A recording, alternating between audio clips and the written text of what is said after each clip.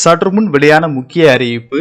மேற்கு திசை காற்றின் வேக மாறுபாடு காரணமாக தமிழகத்தில் இன்றும் நாளையும் பல மாவட்டங்களில் கனமழை பெய்யக்கூடும் என சென்னை வானிலை ஆய்வு மையம் தெரிவித்துள்ளது. இதுல எந்தெந்த மாவட்டங்கள் என்பதை பற்றி விரிவாக தெரிஞ்சுக்கணும்னா இந்த வீடியோவை கடைசி வரைக்கும் ஸ்கிப் பண்ணாம பாருங்க. இது போன்ற மழை சம்பந்தமான வீடியோக்களை உடனுக்குடன் தெரிஞ்சுக்கணும்னா வீடியோக்கு கீழே இருக்கக்கூடிய ரெட் கலர் சப்ஸ்கிரைப் பட்டனை பிரஸ் பண்ணிக்கோங்க. குமரி கடல் பகுதிகளில் நிலவும் வளிமண்டல கீழடுக்கு சுழற்சி மற்றும் மேற்கு திசை காற்றின் வேக மாறுபாடு காரணமாக இன்று தமிழ்நாடு, புதுச்சேரி மற்றும் காரைக்கால் பகுதிகளில் ஒரு சில இடங்களில் இடி மின்னலுடன் கூடிய லேசானது முதல் மிதமான மழை பெய்யக்கூடும். கோயம்புத்தூர் மாவட்டத்தின் மலைப்பகுதிகள், நீலகிரி, தேனி, திண்டுக்கல், தென்காசி, திருநெல்வேலி, கன்னியாகுமரி, மதுரை, சேலம், நாமக்கல், கிருஷ்ணகிரி, தருமபுரி மற்றும் திருப்பத்தூர் மாவட்டங்களில் ஓரிரு இடங்களில் கனமழை பெய்ய வாய்ப்புள்ளது.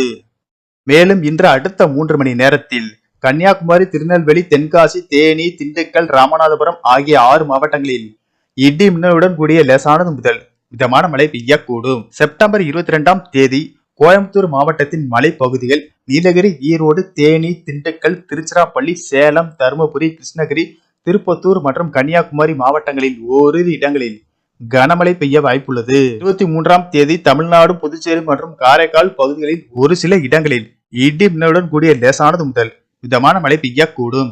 மேலும் வருகிற 27ஆம் தேதி வரை தமிழ்நாடு, புதுச்சேரி மற்றும் காரைக்கால் பகுதிகளில் ஓரிரு இடங்களில் லேசானது முதல் மிதமான மழை பெய்யக்கூடும்.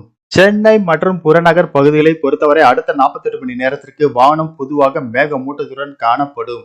நகரின் ஒரு சில பகுதிகளில் இடி மின்னலுடன் கூடிய லேசானது முதல் மிதமான மழை பெய்யக்கூடும்.